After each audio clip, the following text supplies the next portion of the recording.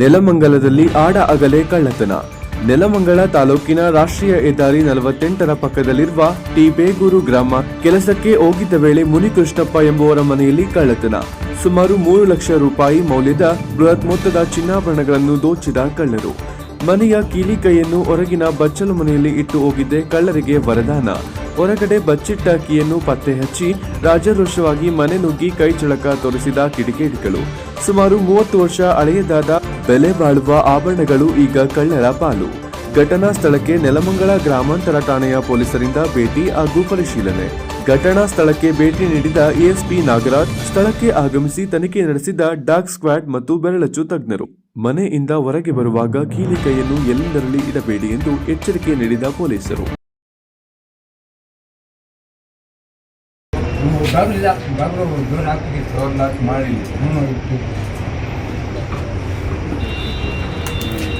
Search ಮಾಡಿದ್ರಮ್ಮ? ಇಲ್ಲಿರ್ತಿದ್ರಿ ನೀವು? ಅದು ನಾನೇ ಓಪನ್ ಮಾಡಿದ್ವಿ. ಈಗ ಹಾಕ್ಬಿಟ್ಟು ಈಗ ಎಲ್ಲಿರ್ತಿದ್ರಿ? ಈಗ ಬಟ್ಟೆ ಮನೆಯಲ್ಲಿ ಬಿಟ್ಟು. ಯಾರ್ಯಾರು ವಾಸ ಇದ್ದೀರಾ ಮನೇಲಿ? 4 ಜನ ಇದ್ದೀವಿ ನಾವು. ಗಂಡ ಹೆಂಡ್ರು ಮಕ್ಕಳಿಗೂ. ಗಂಡ ಹೆಂಡ್ರು ಮಕ್ಕಳು. ಮಕ್ಕಳು ಏನು ಕೆಲಸ ಮಾಡ್ತಾರೆ?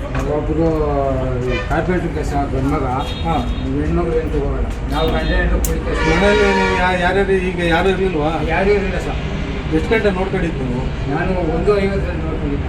1:50 ನಾನು ಹೇಳಿ ಕೆಲಸಕ್ಕೆ ಹೋಗಿದ್ದೆ. ಹಾಂ. ಅವಾಗ ಊಟಕ್ಕೆ ಬಂದೆ, ಅವಾಗ ನೋಡ್ಕೊಂಡಿದ್ದೆ. ನಿಮ್ಮ ಹೆಸರು? ನಿಮ್ಮ ಹೆಸರು ನಿಮಗೆ ಲೇಟ್ ಆಗ್ತಿದ್ರಾ?